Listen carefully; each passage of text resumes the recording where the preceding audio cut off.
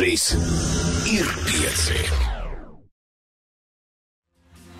Labdien visiem, kas nu pat kā ir pieslēgušies. Mums tūlīt tagad būtībā sāks ļoti interesanti intervija. Man gan jāatvainojas, jo tā notiks angļu valodā. Varbūt pēc tam uztaisīsim kādu rezumē ar Līnes palīdzību, bet mūsu viesis latviski nerunā. Tāpēc sāksim un runāsim ar Davidu angliski. Hello, David. Hello. Hello. David Heinermann is your surname, right? Yes. You are from Middlesex University. You are the senior lecturer at the film course. Yes, that's right. Tātad Davids ir pie mums no Middlesex universitātes, filmu studiju galvenais pasniedzējs. Could you just introduce yourself, a few words about what you do, what you teach there? Yes, of course. Yeah. Did I hear you say film studies just now? Okay. No, it's primarily film production, that we do. Yeah. Okay. Just to make that distinction because yes, thank you. Because in fact what we're doing on the BA film program at Middlesex University is training students to make films in the independent format. So they're training in directing, producing, editing, sound design, and cinematography. Basically, they have to learn everything. Well, in the first year and a half, they learn a bit of everything, and then they begin to specialize. So by the time they get to their third year, they have to choose. Yeah, and they declare themselves, a cinematographer, and then they work on a number of other directors' works, as a cinematographer, for example. So it's a bachelor course, and it's 3 years long. It is. Okay, so you are here for the Two Annas Festival. Yes. Is this your first time for this festival, first time in Latvia? It is, yeah, for all of us except one of our Latvian students, but everybody else is here for the first time. That was one of my questions. Are there any Latvian students in Middlesex? Obviously there are. Well, yes, and I have to say that some of our best students come from the Baltic states, Latvia, Estonia and Lithuania. Dzirdējāt, daži no labākajiem studentiem Londonā. Šis vīrietis mums saka, nāk tieši no Baltijas valstīm. Just had to translate that. Information too important. It's not flattery though, it's absolutely true. And I think that the proof of it will be at our screening today at 4 o'clock, where a number of the films that we've selected to screen for the festival are made by Lithuanian students, Latvian students. Okay, and today is the big day actually. Today is the day when your students are showing their work. Yes. That's right. Yeah, we've got 10 films screening. 9 of them are from our final year film students, and one of them is a second year film. I'm just going to say that quickly. Tieši šodien var apskatīties Middlesex University studentu darbus Divānu festivālā. Šodien, manuprāt, 4. Linda var apskatīties. Jā, tieši tā, 4 kinoteātrī Kasuns. Kasuns, okay. Okay, I had my questions prepared here. It's a bit interesting to speak in English again. Yes. What are your thoughts about film industry in Europe at the moment? Have you? I know you like French cinema. Yes, I do. Yeah, very much so. I've done my research. You haven't seen any of Latvian films yet. No. But you have the possibilities to do that. Obviously, the UK is very developed, and it's great. And Denmark is doing really well. What do you have anything to say about where we are at the moment, and where do you think we're going? Well, my feeling is that the challenge for most countries outside of the United States is competing with the US film industry, and the amount of money that they spend on marketing their films, and the amount of money they spend making them films. So it's very hard to compete, and I think maybe the French model is a good example because they take a certain percentage of the box office receipts, and they as a kind of tax, which they then plow directly back into the French film industry for French productions, and that has really helped them, I think, keep a vibrant film community alive. But do you think it's all about the money, though, and who can make the production look more impressive and wow, and special effects and everything? No, I don't think it's all about production values, and I don't think you can compete with Hollywood on those terms anyway. No, I think it's about ideas. It's about a new vision, or a current vision of the world in which the filmmaker is living. Because there have been cases when the film has cost nothing, and then the box office income is huge. We actually talked about this musical film once. It cost 20,000 to do it, and the income was millions. Right, yeah, and there are lots of examples of that. I mean, the Blair Witch Project is a classic example where it was shot, on such an ultra-low budget, 16 millimeter, and of course, the success was massive worldwide. So, David, could you tell us a bit more about what modules are the main ones on your course, and what exactly students do during those 3 years? Well, there are sort of three strands. Well, I'm not sure if that's the best way to put it. There's sort of three strands, I suppose. There's a film studies strand that all students are obliged to take, which teaches them something about film history and context and aesthetics. We've got a quite strong screenwriting strand. We really believe that... Does everyone have to do that? Screenwriting? Well, they do have to do it in the first year. In the second year, they can opt to do screenwriting or something else. I can just see students who really don't want to do that, and they're like, I want to be a director. Why do I have to write all that? Well, they can do that, but and they do that. But, and similarly with people who are very technically inclined, sometimes they won't tend toward the writing. And some of our foreign students, they shy a little bit away from writing their scripts in English, although many of them are actually very successful at doing that, at actually writing their scripts in English. And they get help from their classmates in making the dialogue colloquial and that sort of thing. Yeah. So those are two main strands. And then the third strand is the filmmaking itself. And within that, people, as I said before, specialize in a particular aspect. But so in first year, they're picking up those three strands. And in second year, they're learning some of all of the skills needed to direct and to produce. Mm-hmm. So in second year, all the students, even the cinematography students, even the students who are going to go on to be screenwriters, they learn how to direct and to produce. And I think that's essential, actually. Definitely. Yeah. I think you need to know the skills of, organization and budgeting, scheduling and all of that, and what goes into making a production happen, as well as, how to bring words onto the screen. You can't know too much, if you want to work in the industry, you have to see all the aspects of it. It's quite a fresh program. It's only the first graduates are graduating right now, and they've come here with their work. That's right. Yeah, we moved into a new building in Hendon in North London just in 2011, and that's when we began our new program. So that was after I went to that was after you went to Middlesex. Yes, that's right. So now we're in a purpose-built building. We've got state-of-the-art facilities, 5.1 surround sound mixing studio. We've got a number of Avid's editing suites. We've got a DaVinci color grading studio.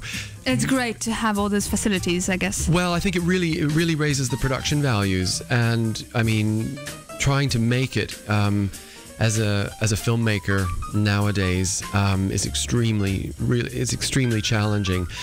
And, just trying to get your films into festivals. That brings me to the next question. You spend 3 lovely years with all that technique and all those facilities studying at Middlesex University. And then you get thrown out at the big ocean like it is, after graduating from anything. What are the options, and what can students do after that? Is it possible to actually to get in there? Well, yes, and we've had a number of our students who have, as you say, just graduated, who are already working in the industry. One of our students from Germany is working as a production coordinator for a film production company in London. We've got a Norwegian student who's working for Norwegian television in Bergen in Norway. We've got another Norwegian student who's also producing and directing her own shows for TV in Norway. So it does happen. We've got other students who are making music videos for real bands, music videos that those bands are using for their promotion, and making money at that. So there are a lot of different models, but it is difficult, and I would be lying if I didn't say that other students are struggling to make it. Some are making corporate videos and even shooting weddings and stuff like that initially while they well, but while that's they work. better than working in a bar or something. Yeah, no. Because that happens as well. It does. But one of the great things about being at film school, and I found this myself, having gone to film school many years ago, is the networking that you do there. So, you're with you're with your classmates for 3 years. You get to know them very well. You work on a lot of productions. You better make friends. You better get along. I mean, actually, part of the training is how to work as a group, how to work as a team. It's not easy. So once you've been through that, you can call on those people and work with them. And we've had students in this graduating class who've set up companies together. David, I have a question about the future. Oh. Obviously, you can't predict it, but we all know how developed Hollywood is right now, and all the special effects and the crazy stuff that we can see, 3D, 4D, or whatever. Where do you think we could be in, say, 10 years' time? Can it get any more technical than it is right now? Any more technical? Advanced, technically. Well, I mean, I don't know that I'm really the person to predict that, but it's certainly the level of 3D production and special effects is only going to get better, to the point where you're not going to need actors. I mean, in fact, we've already seen examples of that, and I'm not talking just animation either, but like gaming type films. Then you're going to feel like you are inside. You're in it, yeah. And I think this convergence of games and cinema is going to continue, and I think it will probably get. Perhaps you're going to be able to walk into it and affect the outcome. Yeah. Yes. Yeah. I can imagine that. Although how that's going to work with in a cinema auditorium, I don't know. But I mean, already this massive sort of online gaming experiences they're done from the living room, aren't they? What about 4D? Does that mean there's like smells and smoke and whatever? I doubt it's going to go that way, but you never know, because I mean already with virtual reality technologies, you can walk into a space with a I mean, I'm saying that virtually. You've got a headset on and you walk around, and the world that you see appears in 3D. So it's like being playing a game, except that in this case you're in it, and when you turn your head, the world changes around you in 3 dimensions, and I think that may be where things are going. I have another essential question to you, because I'm sure there is someone listening to us right now and thinking, oh, I wish I could go to Middlesex University. What is the application process, and what can a Latvian student right now do to apply for the film course? Well, the first stage is to visit our website, which is www.mdx.ac.uk, and in the courses section you'll find BA Film, and there you can request further information, or contact our admissions team, or contact our program leader, and we can get back to you with more information. We have a portfolio requirement, which we require a writing sample as well as a creative sample, and admission is by interview only. So it's not possible to audition by a video, or? Yes, for people who are overseas, we can do a Skype interview, but well, I had to go do an actual audition there. Well, yeah. I strongly recommend the personal appearance, but sometimes people's budgets prohibit that. Of course, so, it was crazily expensive to go to several universities at different times. Yes. And audition, but it was worth it in the end. We have a question from a listener. Do you have a favorite movie plot? Something really unexpected when you watched it and you thought, wow, did not see that coming. Oh my God. I took you by surprise. That totally took me by surprise. While you're thinking, I can tell you that I saw Gone Girl yesterday. Oh, did you? And it had a great storyline, I thought. It did. It's unfortunately, when I saw it, I already knew the story. So the first hour, you're just sort of waiting for the inevitable to happen. But yeah, it's got an interesting storyline. I agree. I don't know. I mean, some of my favorite films, I guess, I don't know if I'm dodging the question exactly, but are unexpected, not in terms of plot, but in terms of more style and content. So I mean, this is going back a long way, but films like Tarkovsky's Mirror, you never know where it's going to go, and whereas something with Gone Girl, that the twists are going to revolve around a sort of A-B dichotomy. It's going to be this or it's going to be that. Whereas films that are more personal, more psychological, more, let's say, poetic, if we can, they're going to take you anywhere, and you're never going to know where you're going to end up. And I find that personally fascinating. What's the more important thing for a film to do? Is it to make you feel something or think about something or just to have fun? Well, I mean, I hope that fun is a part of it, but I think it's to show you a view of the world or immerse you in a vision of the world that is unique. That it comes from an artist who has spent time thinking about their place in the world and can show us and communicate to us a different view of that and exploring our humanity in the process.